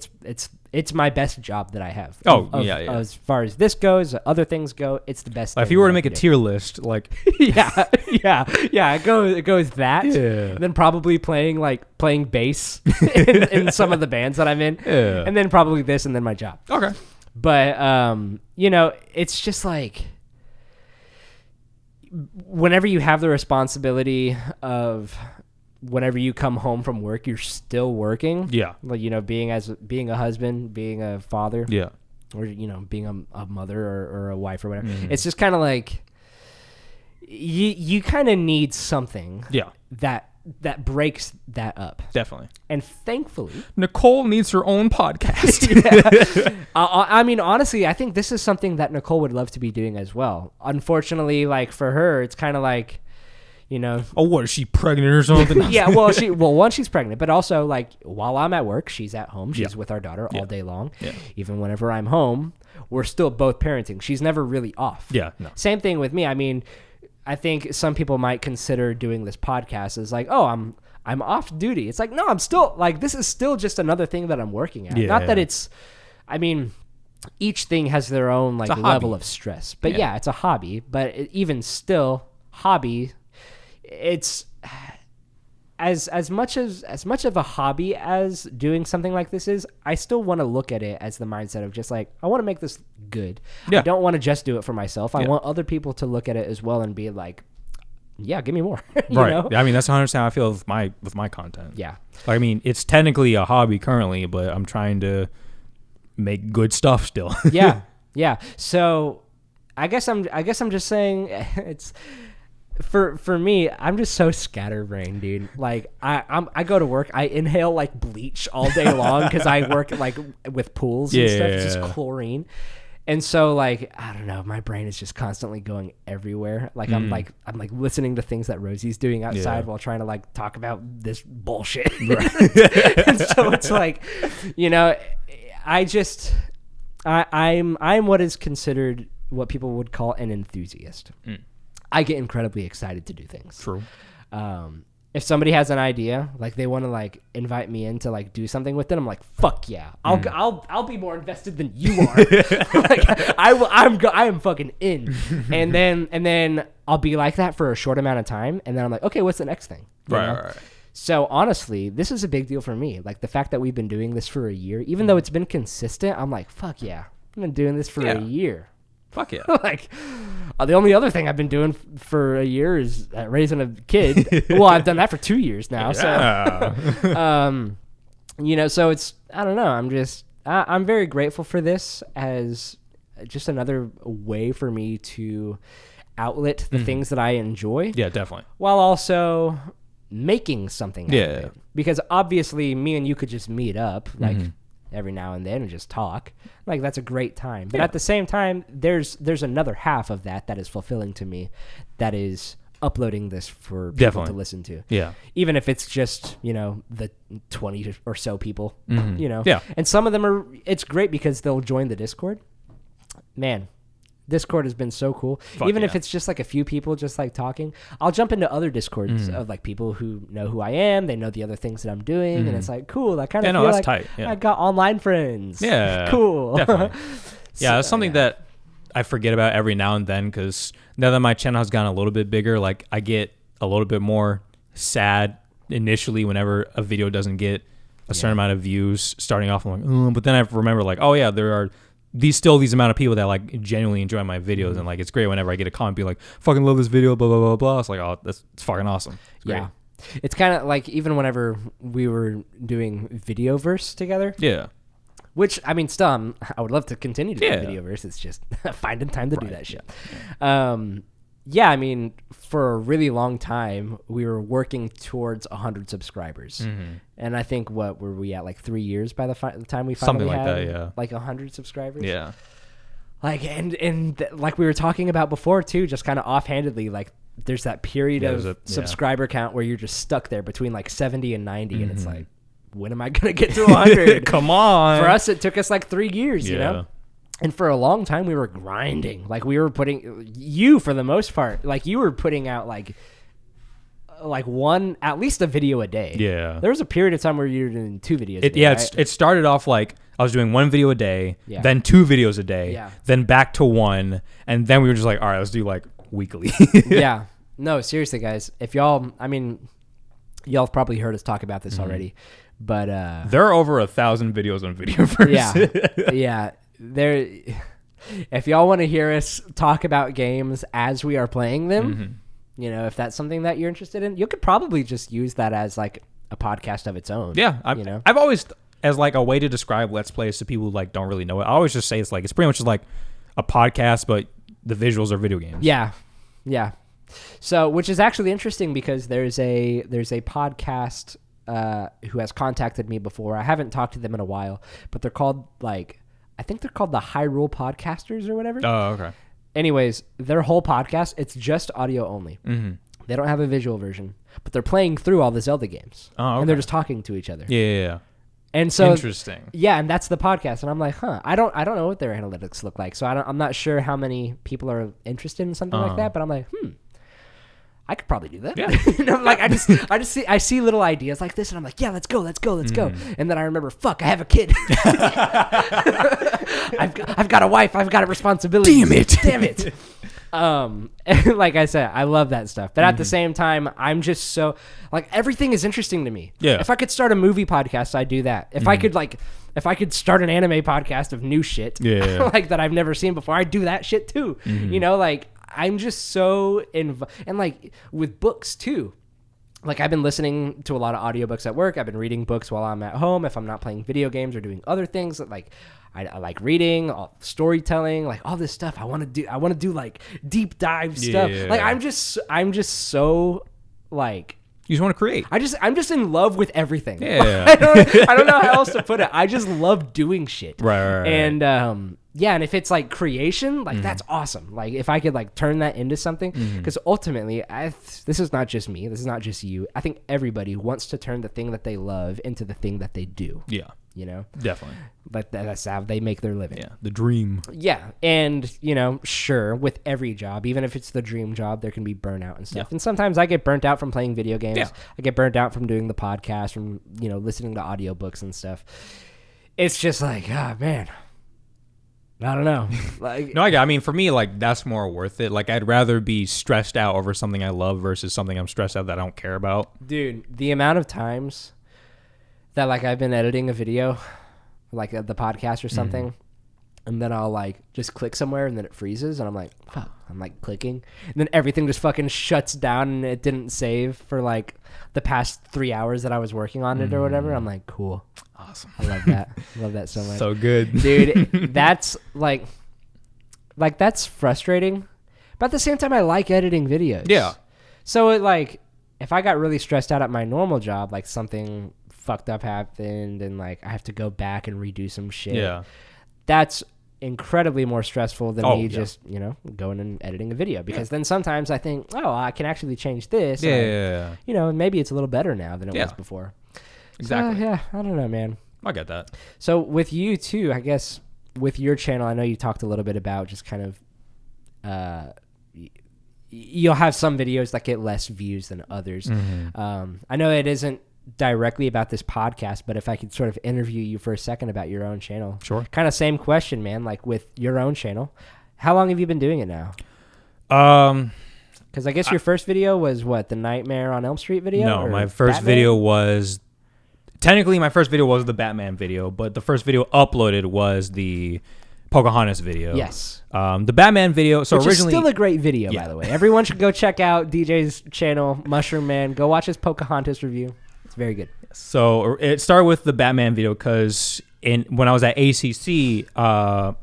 That's my daughter. I don't know how good these mics are, if they can pick that shit up, but my daughter's just having a great time. At ACC, we had to do like video projects. We had to do like video reviews and stuff like that. So like at the time, because the way my degree was going, like I didn't get an opportunity to like actually make stuff. Yeah. It was more like a degree where for like transferring, where you take more regular core classes than you do like the classes that you want to take for your degree, which fucking sucked. Sure. But in that class, I saw this as my opportunity to like actually make something. So we had to just do a video review, where it's just like filming ourselves talking about a movie. And like I saw some versions of people that they made, like it literally just like them face cams like, all right, this is a video. It's like, this is boring as shit. I don't want to do that. Yeah. So I want to actually like put more effort into it, even if it's not that great. So I guess my inspiration with these types of videos is like John Tron or Nikki Jiggy, where it's like sort of them scripted, just like very over the top, making fun of the shit that they either really love or just thought would be funny to talk about. Yeah. Where I would just film myself reacting to and talking about and explaining Batman and stuff like that. Yeah. And so I did that, and the first person to be like, this is great, was my professor at the time. She loved this, and like she even plays it for her class like all the time. You might have told some of this in a previous episode. Maybe, but yeah. That's Yeah, like she would, anytime she brings up this project, like she would play my video with the class. And like sometimes some of my classmates would come to some people from that class would come to me like, hey, I saw you in that one video that the professor showed. Like, oh shit, really? She showed that? All right. And then same thing would happen with the Pocahontas one, but it was for like a different class, where it was for like literature or something like that, where she said for the final for the final project before like the final written test or whatever, we could do either just a normal essay about something that we talked about in class, or we could do a creative piece about what we talked about in class, and then your paper will be about the creative process of how you made it. We still have to do a paper, of course. Yeah. So I said, oh, fuck yeah, well, I'll do that. So I'll just try to do what I did with the Batman video, but try to make it a little bit better, talking about Pocahontas. Yeah. So that's what I did, played it for the class. Everybody loved it. I got a lot of laughs, which was great. I remember like I stayed up like pretty much just all night trying to edit that video, like the night of the project being due and like getting it ready. And I was glad on the bus. Yeah. Just like pretty much. And like, yeah, I was working on that, and like a lot of people loved it, which is great. And I remember like after that video finished, like one of the classmates, the professor was like, all right, who's next? And then one of the classmates was like, I don't know if we can top that. That's awesome, man. Which is great. So yeah, then a lot of people loved it. So I just started like, let me make a channel just dedicated to that. Yeah. Just making comedic reviews of me talking about and making fun of anime, movies, and video games. Yeah. And it started as those 3 topics that then I made the Nightmare on Elm Street one. And like at the time I thought this was probably my best video, but it didn't perform that well. Yeah. Like within the first hour it got a dislike. I mean, which is probably just someone being an asshole usually. This isn't Pocahontas. Yeah, exactly. So when that came out, I was like, I don't really want to like spend an hour on something, not an hour, a month on a video, and then like it doesn't really do well. I should probably, if I want the channel to grow, I should probably spend more time on stuff that would probably do a little bit better. Yeah, you were saying in the last episode how you kind of wanted to be more focused.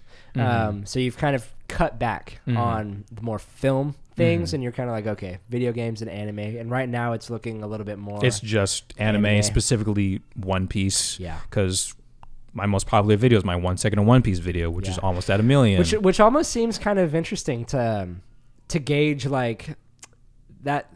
I don't know. Like, I think it's good that the One Piece videos that you're making are really good, but at the same time, to kind of gauge like, sorry, my daughter's like screaming in bloody murder right now. Like, I don't know what is happening. She's 2 years old right now, and she's just defiant. So pray for my my pregnant wife. But yeah, basically, what I was trying to say, I guess, was just the fact that video just had so many views was kind of your wake up call to kind of be like, well, then I guess I should do One Piece video or like just anime content, you know? Is there any, I guess, other than the fact that video had so many views, was there any reason why you kind of decided to go full force into anime? Well, because I love anime. Sure. Like, out of the 3 things, movies, video games, and anime, I love anime the most. Okay, so, cool. I mean, even with that, with the Pocahontas and Batman video, I always told myself, like, I would love to be JonTron, but with anime. Okay. Like, I would love to do that, and so that's what I'm doing. I like, does that exist, do you know? Already? Probably. Other than... Obviously, you exist. I assume, but like I've never seen any like big channel that does anime videos the way that I do it. Like I always see like anime review channels that are more like, they still do jokes, but they're more like analytical and stuff like that, and they're not like reacting and just talking about dumb shit and stuff like that. Yeah. So I guess in a way I'm a little bit different, but I like to do. I mean, right now I am just more focused on One Piece, but every now and then I want to like change it up a little bit just because I don't want to be burnt out of One Piece, because I love One Piece. It's my second favorite anime of all time. I fucking love that show. JoJo is your first, right? Yeah, JoJo's my number 1. So I would hate to like one day feel like I have feel stuck and be like, oh, I want to make a video, but it has to be One Piece related, and like I'll end up hating One Piece or something like that. Because I remember there was one dude who was like that, who were like, he would only make Dragon Ball Z content, and then like one day he just uploaded a video like, I'm done with YouTube, I fucking hate Dragon Ball Z, blah blah blah, all this shit. And like I would hate to end up like that. Yeah, no, like, for real. Yeah. So for now, I feel like it probably is best to just focus on One Piece, but every now and then I want to change up a little bit with some other anime. Like pretty soon I'm actually going to do a video about Hajime no Ippo, another one, and then I want to eventually do a video about Berserk too, because I love Berserk. Berserk, exactly. But yeah, and then eventually if the channel does succeed and grow more, I want to diverge a little bit, talk a little bit more about video games, and then talk a little bit more about movies and stuff like that. But for now, I think it's best for me to just stay focused on one niche, because I've heard a lot of YouTubers say that like the best way to grow is to stick to one niche and talk about that.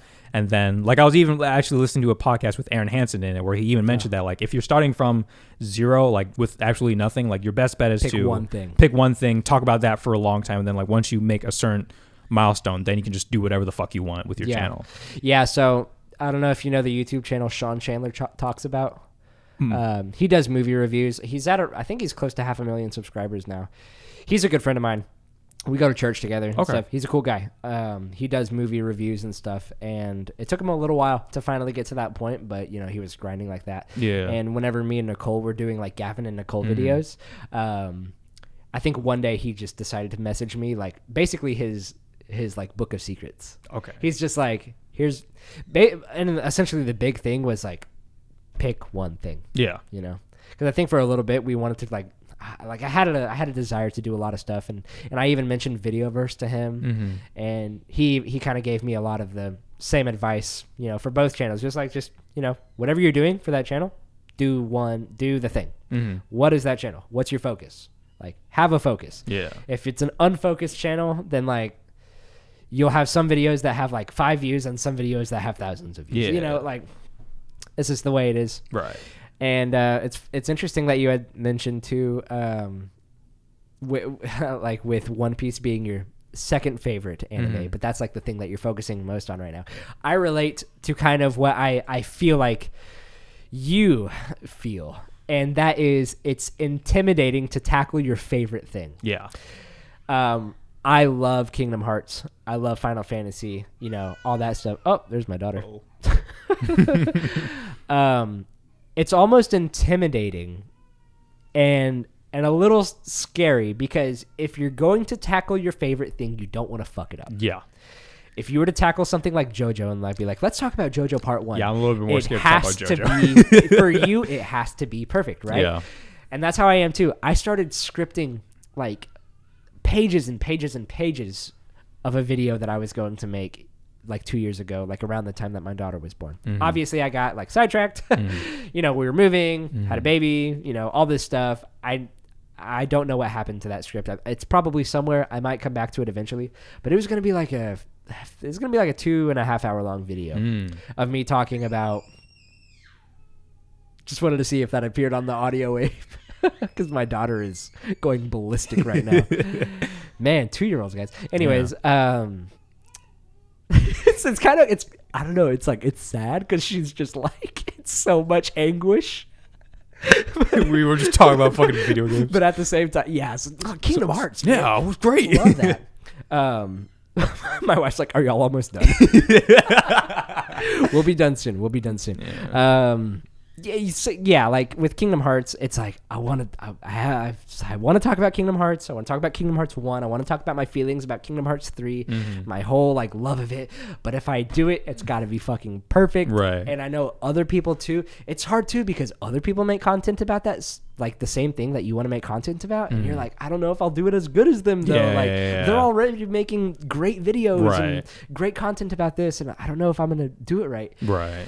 But yeah, so yeah, I feel you, man. I guess, or what were you gonna say? No. Oh, okay, it looked like you were gonna say something. One thing, I guess, as far as the podcast goes, that I want to ask you too with your YouTube channel. Here's a little analytic, little tidbit on Anchor, because Anchor is the publishing website that we use to upload these podcasts. Like our advertisement says, they can pay you with no minimum listenership. But you do have to have probably at least one person listening so that they listen to the advertisement at the very beginning.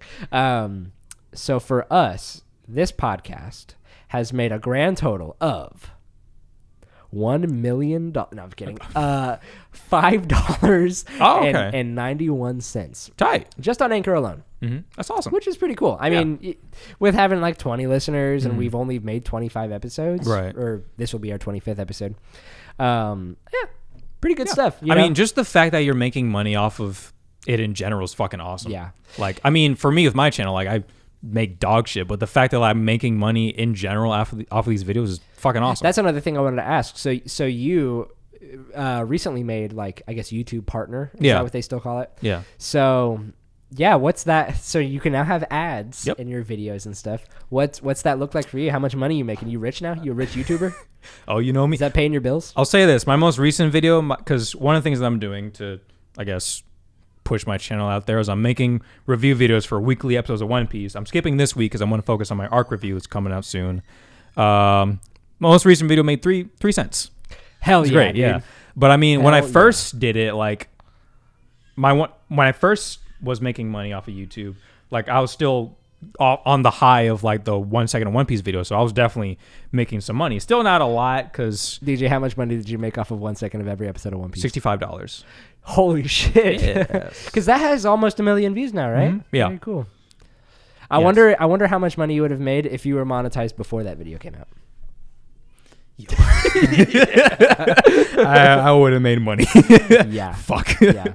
But I mean, that's fine. But yeah, I mean, yeah, this fact that I'm making money in general is like that. I'm just one step closer to having my dream job. It's just, hell yeah. It just needs to be enough to now pay the bills, and then bam, full-time job. Calm down, DJ. This is a fine wood. No, I'm sorry. This is like tape. Yeah, I mean, that's fucking tight. Because I still remember that one time when like y'all told me, when you told me how you and Brandon, when you had a channel, and how like when you first started, like at that time, like you could just make money the moment you make a channel. Yeah. Like you're making like 7 cents. Yeah. Which I'm just like, the fact that like the thing with like how you make money off of YouTube, the requirements with 1,000 subscribers and 4,000 hours watch time within the year, like when you first hear that, I was like, it sounds like it kind of fucking sucks. But at the same time, it's like, I kind of prefer that, because A, you're proving yourself, and like B, by the time you get there, it's like you'll be making more than 7 cents per video. So it's like, I'd rather have that. Yeah. So yeah. Well, cool, man. I've thoroughly enjoyed this conversation. Definitely. I'm glad that we finally got to do this in person. I agree. I hope that we can do this more. Probably, not every episode will be an in-person thing. Actually, was going to mention that. Yeah, but if we can manage it, yeah, I'm down to do it. Yeah. It just takes a little bit of prepping, right? But yeah, everyone who's listened, thank you so much for listening, guys. Watching my blurry ass fucking. Whoa! Look at me. Hi guys. Here's my. I'm crisp. Am I in focus? Anyways,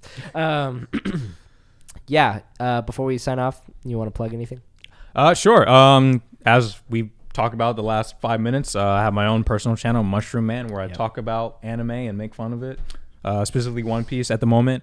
I also have my own podcast called The Ramen Stand, where we talk about anime, and we make the main thing that we're doing is talking about JoJo. Every other episode we're talking about and reviewing each part of JoJo, so we're doing that, which is great. Fucking love JoJo. Hell yeah. And other than that, you can follow me on my socials, Mushy Squishy. Hell yeah. On Instagram, Twitter. Yeah. Nice. That's about it. Yeah. Cool. Don't do any of that. So you can follow me and just kind of the general podcast Twitter over at Twitter. Yep. That is that is Overleveled Cast, at Overleveled Cast. All the links to everything that we are talking about too will be at least in the YouTube description. Oh, DJ made the stank face. Yeah, I'm saying go click down there. Also, guys, if y'all are listening to this, be sure to check out the YouTube version. I'm glad that we could finally be together in a video. Yeah, together. But yeah, what do I also say? Oh yeah, there's the Discord, like we had talked about as well. Join that. Yeah. Yeah, join the Discord, guys. That's where you can answer question of the week. All that good shit. Yeah, just have conversations with us. You've been a little absent from the Discord, DJ. I know some people will hop in there and talk about anime. Are they? Yeah. Oh, really? It's muted for me at the moment. Oh, is it? Oh, okay. I see. No. I'm sorry. Yeah, I sometimes I'm just like, oh, how should I go about like telling people about new episodes being out and that I'm live on Twitch? Because I'll at everyone and everyone gets a notification. Like, and I'm just like, I'm sure that's annoying. But anyways, yeah, some people are hopping in there and talking about. I'll definitely have to check about that then. So, Twitch. Sometimes I'm streaming on Twitch. Doing Twitch, yeah. I don't know what I'm playing right now. I guess I'm playing Final Fantasy Tactics. Fuck yeah. I haven't played it in a little bit. I'm probably gonna at least finish the demo to triangle strategy. Right. And then hop on. Would be weird if you just like beat the game and just like, I'll play the demo now. Yeah. Yeah. So yeah. What else? Oh, our Patreon. Patreon as well. Yeah, we have that. Yeah, we have a Patreon. Not a whole lot of stuff going on there right now, but like I say every episode, if that's something that you feel like, if you just got $20, just wasting it away. You know? if you don't know what to do with $20 every single month, yeah, just give it to me. Whatever. I'm about to have a baby, guys. Yeah, so come on. Guilt trip. Pay for the diaper. Yeah, guilt trip, guys. I'm gonna be a dad. No. So yeah, there's the Patreon. There's the Discord. You can also email it's at Gmail, overleveledpodcast@gmail.com. Tyler one time sent us an awesome email talking about a lot of good shit. So if y'all wanna send in an email, yeah, send us another cool email. Too. And then I'm sure someone else will be like, no, you forgot to mention. I don't know. Maybe no one will say that. No, DJ, hit him with it. It's a lot of pressures. Yeah, I know. We're filming. People can see you. Okay. I've always wanted to see what you do when you hit me with it. Okay. Happy 1 year anniversary.